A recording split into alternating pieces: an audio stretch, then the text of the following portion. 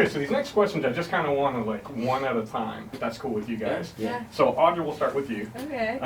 There's been an explosion recently of female-fronted rock bands, which I think has been giving us a lot of awesome music. As part of that, a couple questions. One, how's it feel to be a girl in a group of dudes? And two, do you feel any kind of sense of responsibility to be like a role model for little girls? Okay, I'll start with the first one. It's actually not like as bad as people think, because I feel like honestly when there's like a bunch of girls like together, it's just there's like drama that starts and stuff. Plus also I always get the bed whenever we travel because I'm not even kidding. Yeah, we know. Like, Yeah. No, we know you're not kidding. It's the bed, the front seat. Yeah, like all the good stuff. Because you have to, you're a gentleman. You have to. Yeah, You sleep on the right? floor. But like seriously, it's actually pretty fun. Cause it's just like we don't have to like you don't have to worry about any of the like girl stuff that like happens when you're like when girls like hang out with their friends too much and they're just like, oh, I don't want to do this anymore. Like I'm never like, I don't want to hang out with you guys, sorry. Gotcha. Like it's just fun. And then I think especially like for like younger girls and stuff, like as on my Instagram all the time I'll see like these younger girls are following me and I'm just like, oh, that's like the coolest thing ever. But then I'm like, oh my gosh, like what if I say something like wrong and then all of these people like see it. So like I definitely do try to like always think about that stuff, like when I'm posting or when we're doing a cover or whatever. I'm like, there's gonna be like little girls who are like watching this and like looking up to this. Like even like the girls that I teach lessons to are always like, oh, I watch all of your videos and like I want to do that. And like I just made a few videos with some of my students and like they're like, yeah, I was like watching your videos to like see how to do this video. And I was like, that's so cool. So I think now it's just like it's crazy that even happens and I'm like noticing it more and more. And now I'm just like, oh man, I need to like take this seriously and like make sure that I'm like doing a good job. But I really like it. You don't want parents blocking you. Right, Yeah. exactly. Makes sense. For kids Awesome. only. So yeah. Thank you. Same will go to you next. So we've seen you on the videos play keyboard, guitar, drums.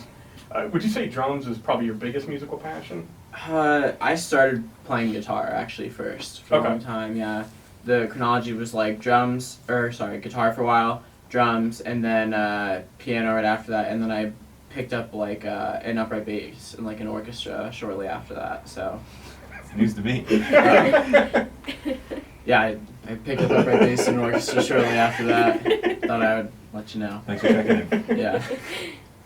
But yeah, so guitar for sure. I mean, like I take voice lessons now just for fun when I can. But guitar is probably the biggest passion. Like I still currently take guitar lessons probably like most. Like just in my free time, like that's what I would choose to spend my time focusing on for like a discipline of an instrument. Yeah. Okay. Mm-hmm. Is there an instrument now that you've never touched and you'd love to learn how to play? My dad actually was. Well, I kind of only saying this because I really have never touched it like at all, but my dad played saxophone for some reason when he was in high school. I don't know exactly why. He ended up playing drums later, which is way cooler to me. Like he like played like Nirvana like drum covers for me all the time when I was a kid, which like just made me so happy. But I've never picked up like wind instruments before, and I feel like it's just like a challenge. Like I want to get it just for fun, really. Yeah, I don't know. We had some fan sent me a harmonica the other day, though, and let me tell you, we're having a lot of fun with that harmonica. It's used a lot. Yeah. So some wind instrument. Maybe I would just do that to make my dad happy or something. I don't know. Some wind instrument, maybe. Yeah. So a saxophone, you could do, Bob Seger turn the page, and that would just be awesome. They wouldn't like me. They wouldn't. I feel like you would make fun of me if I told you I could. I was just thinking of that. Yeah. So. Yeah, that makes me nervous. Nice. Yeah. So we'll jump over to Matt. Now, you were here from the get-go, and you guys came a little bit later. And I know you're involved heavily with the writing. So one question is when it comes to, and we kind of touched on this before, but with the covers, how do you guys determine what covers you're going to do? It's all the fans now. Like we just Okay. see what like the comments went. Cause like for a little bit we were Like trying. Evanescence Forever, everybody's Yeah. Exactly. We were trying to Mr. pick like Brightside. songs by ourselves, and then they were like, "We're not gonna watch this, brother." And I'm like, "Fine, we'll do what you want." But we try to get a good mix of throwback songs, like older songs and like that are popular still, and then top 40 songs. You know what I mean? Billboard. So we're trying to kind of go back and forth, and every once in a while we'll have a little fun. You kind of do one for us. But most of the time, we're looking in the comments, seeing what old songs people want us to do, and then we're also looking radio, Spotify playlist, what is getting played on that realm, and it's all just, this band just goes back to all the time casting the widest net. You know what I mean? I feel like we've run the gauntlet of almost every genre nowadays. You know what I mean? We've done a Juice WRLD song, a Lil Peep song, and then we'll go do Evanescence, and then we'll go do Blink, and then we'll go do Guns N' Roses. So like it's just, that's kind of how that process goes. Like we look for older songs that people want us to play, and then we'll also look what songs are popular right now, and we'll try to kind of schedule it out in the best way possible. Nice.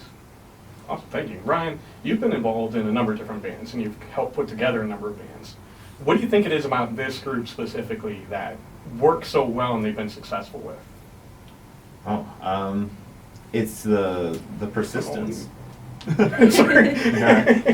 It's definitely the long game. Is that we put it together at the very beginning, and he couldn't play at all, but like we were not like, all right, we need to get a better guitar player than Matt. You know what I mean? It wasn't like that. Everyone learned at like their own speeds, and it was more about the experience and the friends and getting along with everybody and making it work and democratically choosing things and just like the right, I mean, like kind of toot my own horn, but it's like the right upbringing and it's the right attitude to have being in a band, and everyone is not in it for themselves, you know what I mean? And that's what's allowed it to just build and build and build, because it wasn't like, all right, let's just go be a band that sounds like A Day to Remember.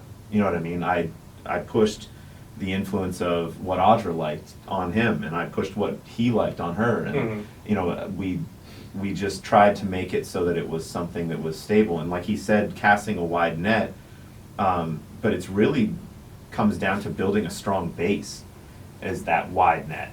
So if you can do a lot of different things, and it's not going to agonize you to play a Britney Spears song, you know what I mean? There's a lot of opportunities that can open up from doing something like that. Yeah. And realizing that there's a bigger picture than just what you're looking at right now, what's right in front of you. That's definitely what's helped the band throughout the years. I mean, there's definitely been some times where we do get narrow-minded and we do, lose sight of that. But like, I think we always just make sure that we take some time and reassess and go at it with an open mind. Yeah. And I think watching you guys, I mean, you can see the dynamic. I mean, you can tell that you guys care about each other, that you work like a family together.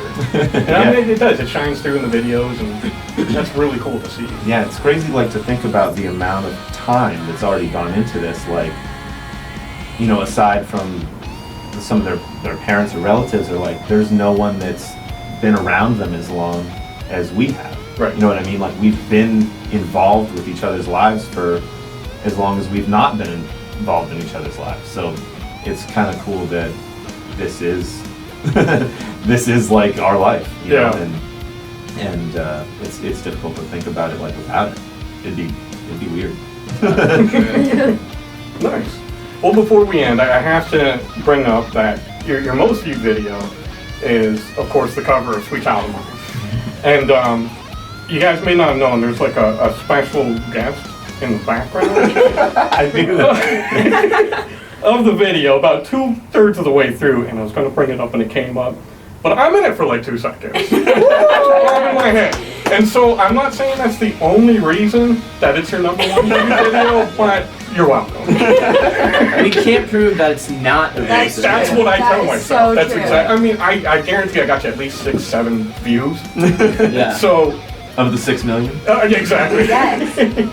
No, Is it 6 million? It's close to it's like 6 million. 5.8, I think, Yeah. as of yesterday. So, It's been 1 million a month since we put it out, and it is like what you said. It's very difficult to figure out like what is it about that song that that just worked better than everything Yeah. else. Yeah. Was it the hot dogs? Was It it? might have been the Smith's hot dogs. I mean, that's, We have this theory that like the worst videos like we've done, like the Heathens video, we shot it so terribly, and like we really struggled because the sun was going down and the lighting was changing. And, like we kind of screwed up that Splicing video. two videos together. Yeah, and we too. put 2 videos together in 2 different locations. You know, it seems like the songs that we mess up the most are the ones that do the best on YouTube. But you know, it definitely. I think a lot of people were just like, it looked fun, and it was Yeah. fun. it was fun. You know, Other than struggling over the camera, being, dumb.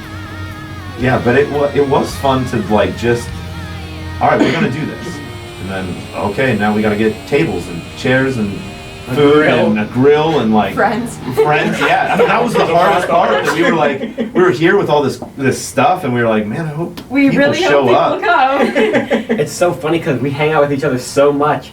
Ryan's like, invite your friends. And I'm like, I can't You invite know. Sam and Audra. They're already here.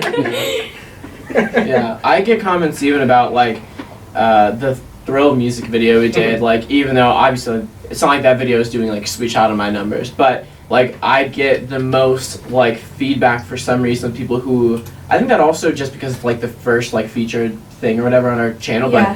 but I always for some reason get like, how much fun was that video to make? Like, it's the first question I Yeah. always get. Mm. And like the Sweet Child of Mine is obviously the same thing. Like, oh my God, how'd you like weird? Like, how'd you get those hot dogs? How'd you film this? The Yeah. fireworks, whatever. So again, I just really want to thank you guys for taking this time with us and talking with us. And before we go, how can fans follow you guys online? You want me to take this? Yeah, you, Okay. you got the You're in script. charge. Yeah. Okay. You have So- a job in this band. Unlike You some can people. find our YouTube channel, First to 11, everything spelled out. It's the same with all of our social media. So we have Instagram, Facebook, Snapchat, Twitter, all of that. And then we also have all of our songs on pretty much every streaming platform, Spotify, iTunes, all that. First to 11. Everything spelled, just put like a little text, First to 11, everything spelled out. But yeah, pretty much everywhere, that's us. Awesome. So definitely check them out. I'm telling you, these guys, they're ready to take off, take the world by storm. When you go and visit their sites, let them know that you came from Inspiring How to See You. That lets us know that this is working, lets them know where they're coming from, and Yes. we all really appreciate it. Thanks again, guys. Yeah, And thank you. until next time, we love you, God bless, and rock on.